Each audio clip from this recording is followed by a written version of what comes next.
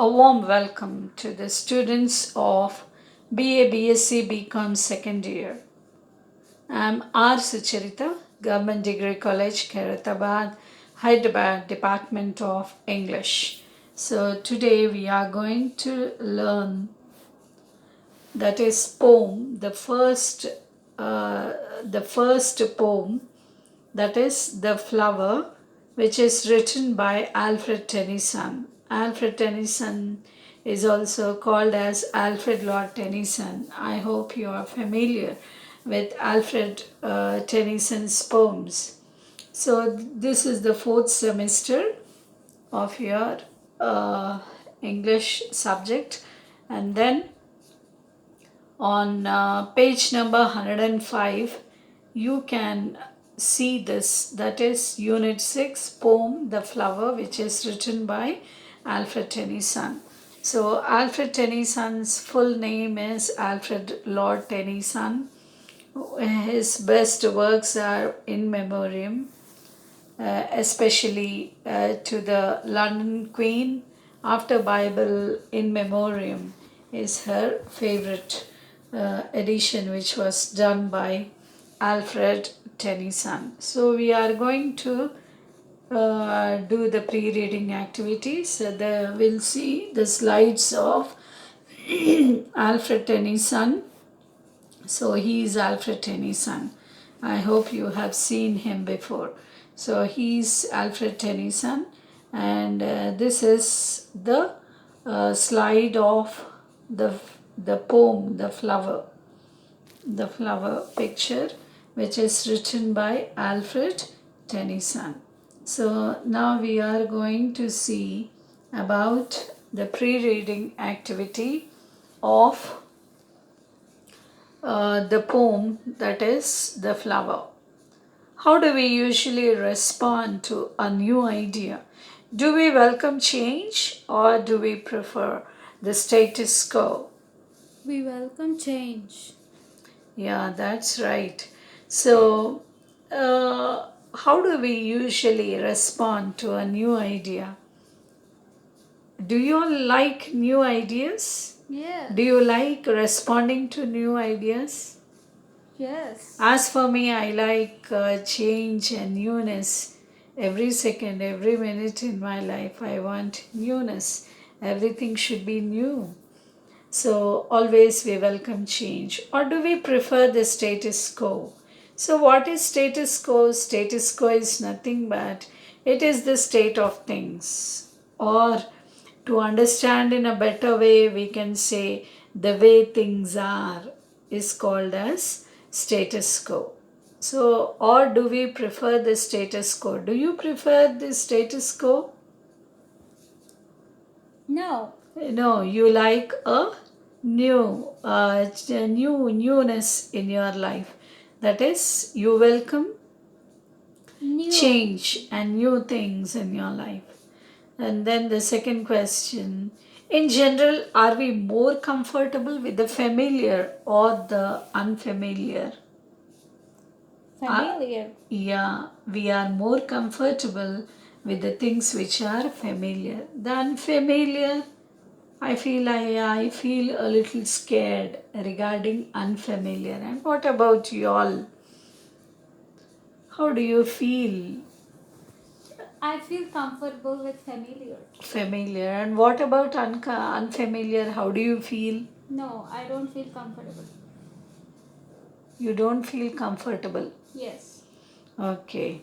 Then can you name a few things that were exclusive a few years ago but have become common now? Mobile phones, computers, televisions, etc. All these they were exclusive and now they have become common. So everywhere, so you find mobile phones, that is cell phones, and you find internet in every house almost, and you also find televisions and computers. So they have become very common now. So do you remember the reaction of the people when computers were introduced, or when satellite television made an entry into India? Maybe they were amazed. Yeah, they were so astonished. And they were so amazed when they have seen all these electronics in those days when television had made an entry into India. Hope their reaction was really astonishing. Then, do you know the difference between envy, ENVY, envy and jealousy? What is envy and what is jealousy? Envy is hatred, and jealousy is rivalry in love. Yeah, envy is completely, it is hatred. Hating something or hating a person is called as envy, ENVY. But when you go to jealousy, there is a rivalry in love. There is a little bit of love mixed in jealousy. So that is the difference between envy and jealousy. Yes. Then, do you know what a fable is? What is a fable? Fable is untruth, falsehood. Yeah, so a fable is, see, you can see on the slide, this is the fable. Fable is nothing but it is a fiction, a story which is written as an, for example, you can say a fictitious narrative intended to enforce some useful truth or precept, usually with animals as characters. An apologue, you can say, that is called as a fable. Fable is nothing but it is a fiction. So each and every one of us from our primary school, the first fable that we have listened to our teachers is our instructors. It is a fable. A famous fable is the hare and the tortoise. So you can see in the slide, so the hare is nicely sleeping, whereas the slow tortoise is slowly moving and moving, and slow and steady wins the race has become true. Okay, so this is a fable. So a fable means it is, you can say it is a fiction, and it is untruth, and it is falsehood. So, the complete definition is a fictitious narrative intended to enforce some useful truth or precept, usually with animals as characters. Animals we have taken as characters, that is, the hare and the tortoise as characters and apologue. So, this is called as a fable. Hope you have understood what is a fable. And what is uh, uh, here he asked you, do you know what is a fable and how it is different from a parable? So we can, I can ask you now, what is a parable? What is a parable? Parable is a short narrative illustrating a lesson by comparison or analogy. Yeah, so that is called as a parable. Parable is nothing but a short narrative, especially illustrating a lesson by comparison or analogy. So when you go to the Bible, you can see so many parables in New Testament by Jesus Christ. So when he was on this earth and he was teaching on the mountains, especially he taught with the help of parables. So you find a lot of parables, especially in the book of Bible, that is New Testament, especially the first book, Matthew. Of course, Matthew, Mark, Luke, John, in all the four books you find. So as soon as you open New Testament of the Bible, the first book, Matthew, you can find parables in the Bible which are told by Jesus Christ. So parable is nothing but It is illustrating a lesson by comparison is called as a parable. Hope you have understood and you are seeing in the slide Jesus Christ is teaching his disciples, that is through parables. And then the next one is, what is a metaphor? What is a metaphor? Metaphor is an implied comparison. Okay, so metaphor is nothing but, as you have said, it is an implied comparison. So the use of a word or phrase to refer to something that is not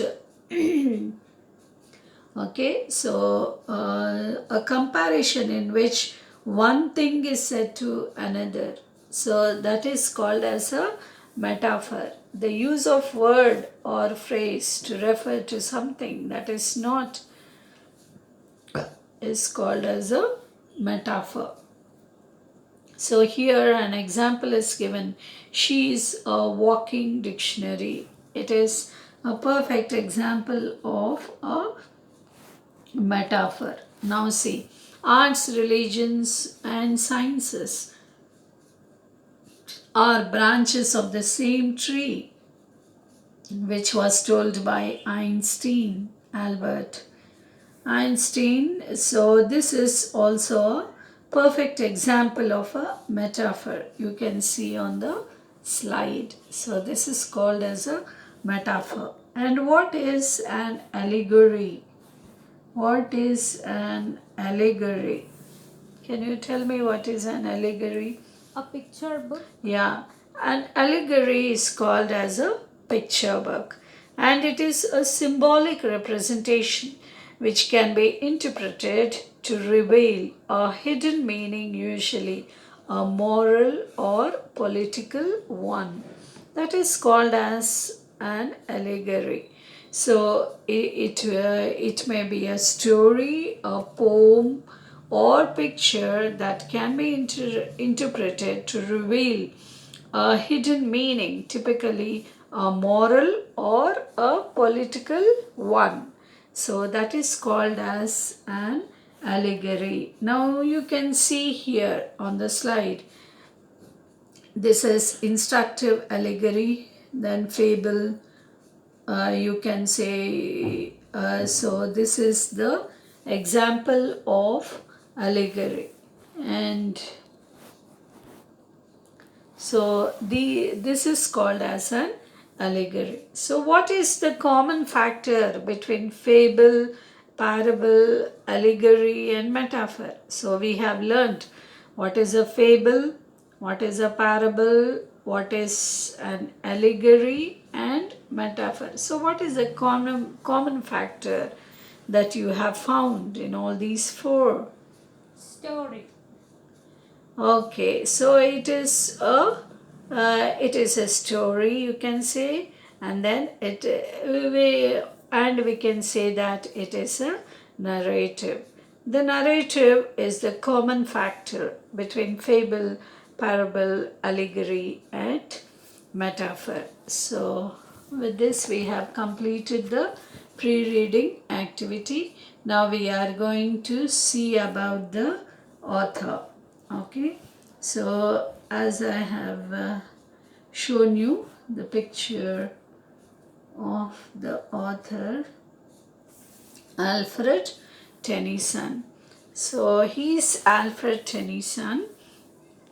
Alfred Tennyson, he was born in the year 1809 and he died in 1892, and he was one of the most renowned poets and the embodiment of the Victorian era.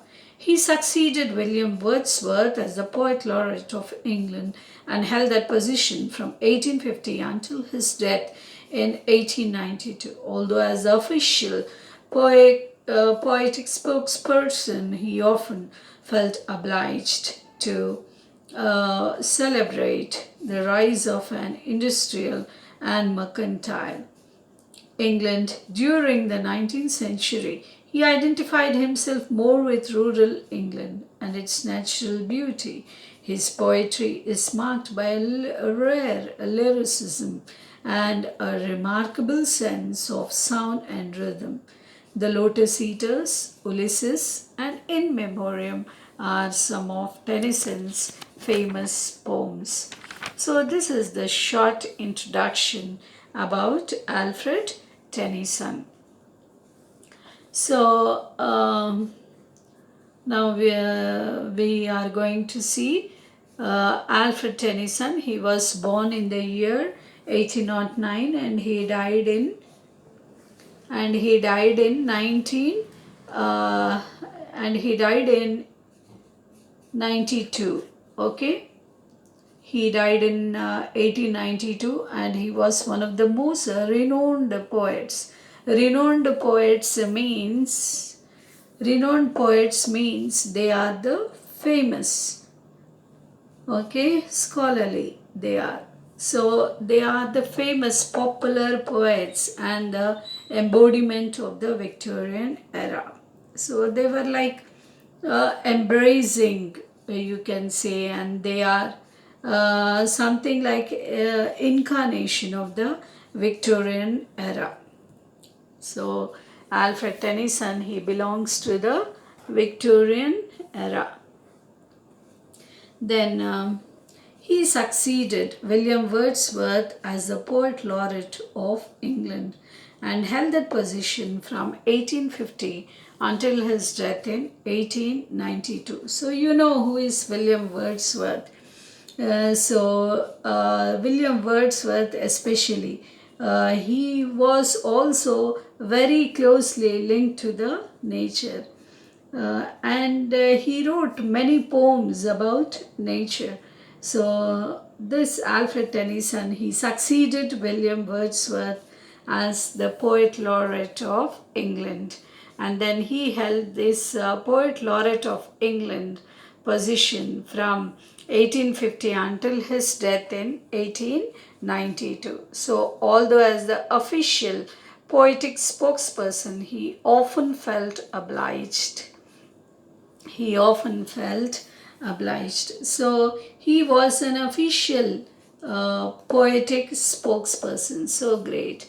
And obliged means it is make someone legally or morally bound to something, to do something is called as obliged. So he often felt obliged to celebrate the rise of an industrial and mercantile England during the 19th century. He identified himself more with rural England. So he liked the rural England, the calm or serene nature of England and its natural beauty. He was very much attracted to the natural beauty of the rural England. And then his poetry is marked by a rare lyricism. Lyrics are the words of the poem.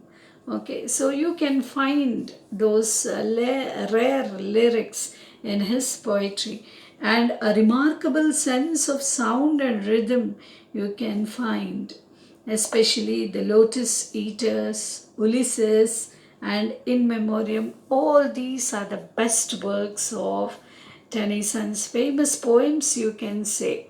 The Lotus Eaters, Ulysses, and In Memoriam. I told you, the Queen of England's favorite is In Memoriam. She says next to the Bible is In Memoriam, she says.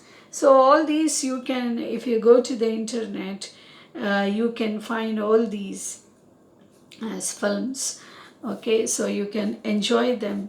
The famous Tennyson's poems, Lotus Eaters, the Lotus Eaters, Ulysses, and In Memoriam. Now we are going to see the glossary.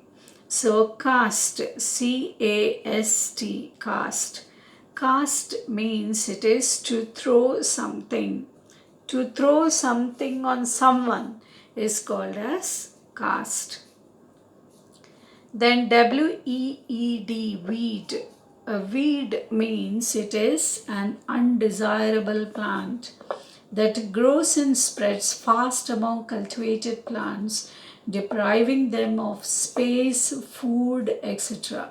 So these weeds are not sown by the farmers. Okay, so when you go to the field, you find so many weeds in the farm or uh, in that place. So what are these weeds? These weeds are nothing but they are undesirable plants. So the farmer, what does he do? He will be cultivating his land and he will be sowing all very useful seeds like wheat or barley or any grain. He will be sowing the seeds of those. But immediately after this wheat plant, you can see a weed. A weed is an undesirable plant which is not sown by the farmer.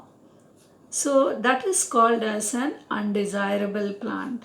An undesirable plant that grows and it spreads very fastly than the seeds which are sown by the farmer. An undesirable plant that grows and spreads fast, and its growth is also very fast among these cultivated plants, depriving them of space and food. Okay, so that is called as a weed. So in short, you can remember this weed as an undesirable plant. Then the next word is to and fro. TO2FRO, fro. To and fro is nothing but it is backward and forward. Back and forth is called as to and fro. Backward and forward is called as to and fro. Then THRO is called as throw. Through. THROUGH. So in the poetic language, we see in the poem it is as THRO. So THRO is nothing but it is through. THROUGH. So you can say through the kitchen or through the dining room, we say. Through the kitchen, through the hall, you can say. So that through. Excuse me. Then bower, BOWER, bower. Bower is nothing but it is a shaded place under the branches of a tree in a garden. So a shaded place under the branches of a tree. So why do you go under the tree, especially in summer when it is very hot?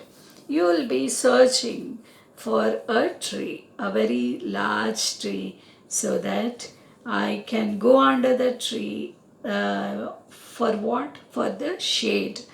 And you feel so cool and you feel so relieved from the sun when you go under the branches of a tree, which is called as a shaded place. Especially these trees you can find in a garden. So in a garden, under the branches of a tree, that is a shaded place, is only called as bower. I hope you have understood now what is a bower. Then the next one is mutter. So what is this mutter? Mutter means to speak in a low tone, often when complaining about something.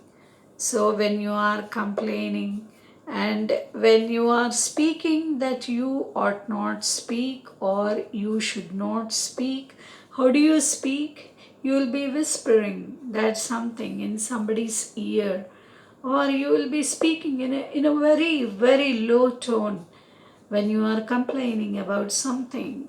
Okay, your voice is very low and you will not shout or you will not make a very loud voice. So that is called as muttering. So you have to remember that mutter is nothing but to speak in a low tone, in a very low voice is called as mutter. Then the next word is discontent. D-I-S, dis, C-O-N-T-E-N-T. All these meanings or glossary you can find on page number 107 in your textbook. So, discontent means it is unhappiness. So, when you don't get marks that which you have desired, or the things which you like or which you desire, if you don't reach them or if you don't get them, how do you feel? You feel very unhappy. So this unhappiness is nothing but it is discontent. And the next one is dissatisfaction. When you are not satisfied, when you are dissatisfied, when you don't have complete satisfaction, that is called as discontent. Okay, so when you are not satisfied, especially with your grade or with your rank or with your marks or with whatever you have, that is called as discontent. Then the next one is curse. C-U-R-S-E. Curse. Curse is nothing but to swear or to damn. So it is like a proverb. It is told that always you have to bless, and your job is to bless and not to curse. That means to damn or speak ill about others is called as cursing. So never should we swear, or never we have to uh, speak ill about others, or to damn is only called as curse. And the next word is sow, S-O-W, sow. Sow is nothing but to put seeds into the ground. So earlier I told you, the farmer, he will be taking in his hands some seeds of wheat or any kind of grains. He will be his hands or his hand or his fist or his palm will be full of those seeds, and slowly he will be putting those seeds into the ground. Okay, where he has tilled. When the ground is tilled, there are gaps in the ground. So the farmer, he'll take some useful seeds of wheat or any kind of grain, and he will be putting those seeds in the ground. So putting those seeds in the ground is only called as sow. And the next one is to scatter seeds over land. So when you have a piece of land, what do? You will be scattering seeds. In our kitchen garden also, we will be sowing some seeds. In order to get coriander, we will be scattering some coriander seeds into the mud, or in your any muddy place. You can scatter the seeds in order to grow plants. So sowing is nothing but to put seeds into the ground. Then the next one is splendid. So what is the splendid? Often we use this word. So very good or very beautiful, brilliant, we say. So when your friend, he is the topper of the college or anything, if he had gained the valuable things in his life, so what is the comment that you pass? So blessed, so splendid, you say. And then it is so good, and it is very beautiful, or brilliant, or well done, we say. So all these are the synonyms. So splendid is nothing but it is very good or very beautiful or brilliant. Then the next word is fable. Fable. Already I have shown you the picture of a fable. So, fable is a short moral story. So, I told you that that is the hare and the tortoise story we are learning from our childhood. The moral behind that story is slow and steady wins the race. So, this is a fable. So, you have to remember that a fable is nothing but it is a short moral story. Then the next one is he that runs may read. So, what is this? He that runs may read. So, this is nothing but it is put in single inverted commas, that is quotations. That is a phrase from the Bible, which means that something has been written or explained so clearly that anyone, even non expert, can understand it easily. So, he that runs may read is nothing but it is a phrase. It is a phrase from the Bible, and it means that something has been written or explained.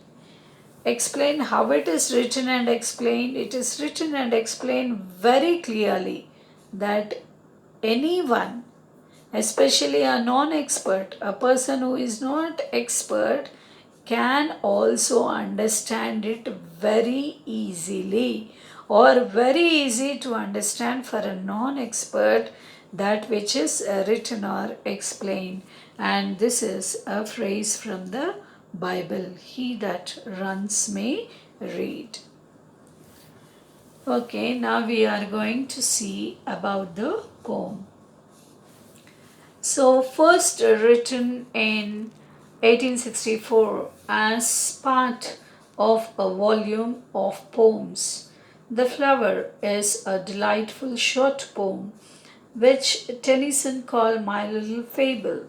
The poem is a wry comment on how people react to something new and original. To begin with, people are unsure and apprehensive, and they reject the unfamiliar as worthless and harmful. But they are also curious and envious, and they want to appropriate the new. After a while, when the new is adopted widely and assimilated into the old, it loses its novelty and becomes commonplace. Once again, people lose interest in it and abandon it as useless. Implicitly, the poem suggests that we should have the courage of our convictions and should act in accordance with our beliefs, unmindful or praise or criticism. The new idea that the poem is referring to remains deliberately unspecified and is left to the imagination of the reader. Different readers have interpreted the flower as representing different things: the Industrial Revolution and its products, Christianity, and Tennyson's own poetry and its imitators. However, Tennyson suggested that the poem be read as a universal apologue and parable. So now we are going to see about this poem, that is The Flower. So this poem, The Flower, it was first published in the year 1864 as part of a volume of poems. So a volume of poems were written by Alfred Tennyson. Out of those volume of poems, which was first published in the year 1864, that is The Flower, and it is a delightful short poem. So it is a delightful means which gives us happiness. We enjoy with this poem, that is The Flower. It is a delightful short poem. That this poem is very short. Okay, it is a very short poem, and which Tennyson he calls this poem as my little fable. My little fable, he says. So it is his little fable.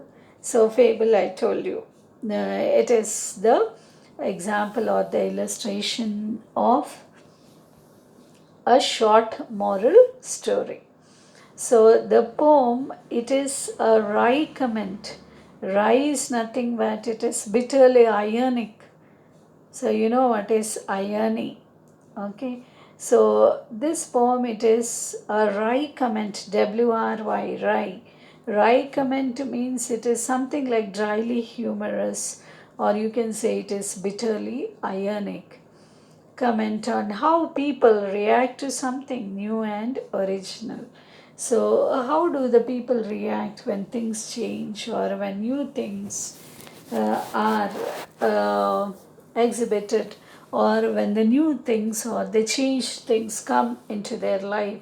How do they react? That we can practically see here on how people react to something new and original. So, to begin with, people are unsure and apprehensive. So, when people see new things, how do they begin? They begin and they say that they are unsure, they are not sure about those new things, and they are apprehensive. They are something like scared, like they are fearful, and they reject the unfamiliar. They always want to use, or they are more comfortable with the things which are familiar, as you have told in the pre-reading activity that you like familiar than unfamiliar. And especially the psychology of these people, they will be rejecting the unfamiliar. And how do they reject these unfamiliar? They reject the unfamiliar as worthless. That means they are not useful, they say. And they also tell that they are harmful. Okay, they are harmful. So, in that way, they tell. And but they are also curious and envious. Of course, they are also very curious. They have a lot of curiosity to know about those new things, and they are also envious. So, envy is nothing but the complete hatred. Hatred is only called as envy. So people, they are curious and they are envious, and they want to appropriate the new, and they want this new things at the same time. After a while, when the new is adopted widely and assimilated into the old, so after some time or after a while, when these new things are adopted in their life widely, and when they are assimilated into the old, it loses its novelty. So, like that, when the things are new, they have great anxiety. They are so curious, and when they are assimilated into the old, then what happens automatically? These new things, they lose its novelty and becomes commonplace. So when these mobile phones or computers or television, when they were new in those days, people, they were grateful, and they were full of anxiety, and they were delighted, you can say, and they were very happy. But nowadays, this novelty had lost, and it had taken a commonplace. So once again, people lose interest in it and abandon it. So only when the things are new, they are of great demand. And once it loses its novelty, the people, they lose their interest in those commodities, and they completely abandon it as useless. Now they say that this is useless. So implicitly, the poem suggests that we should have the courage of our convictions. So, what does the poem suggest? it suggests that we should be brave and we should be courageous. Courageous of our convictions. Conviction is nothing but it is a firmly held belief is called as conviction. So in the same way we should have courage of our convictions and we have to act in accordance with our beliefs. Okay, we should act according to our beliefs and we should be unmindful of both praise or criticism. When somebody praises us we are very much happy and delighted, and at the same time when others criticize us, then what do? We feel very sad. Okay, and the expressions and feelings in our face are completely changed. So here he says that the poem teaches us that we should be unmindful. That means we should be balanced of both praise or criticism. So the new idea that the poem is referring to remains deliberately unspecified and is left to the imagination of the reader. So this new idea the poem is referring to, it remains deliberately for the unspecified and it is left to the imagination of the reader. So different readers have interpreted the flower as different things. Okay, so you can see the summary of the poem the flower, that is they are different readers, the readers they have interpreted, they have told as representing different things. So what are those different things? They are the industrial revolution and its products, says one reader. Then Christianity and Tennyson's own poetry and its imitators. However, Tennyson suggested that the poem be read as a universal apologue and parable. So the flower, it is representing, I told you, different things.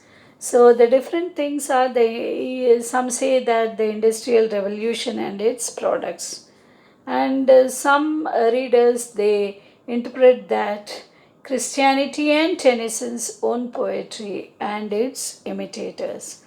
So, however, Tennyson he suggested that the poem how it should be read, it should be read as a universal apologue or parable. It should be read as a universal apologue and parable. So what is this apologue? APOLOGUE.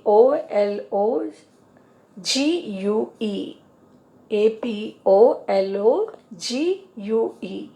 That means apologue means it is a short story with a moral.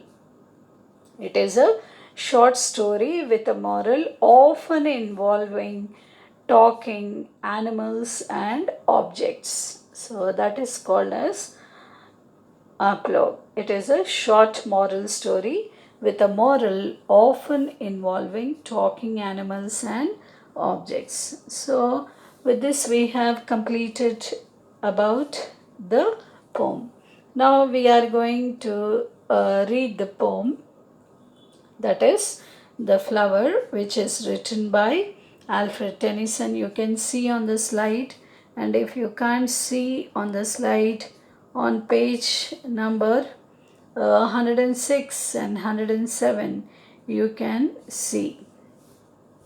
So once in a golden hour I cast to earth a seed, up there came a flower.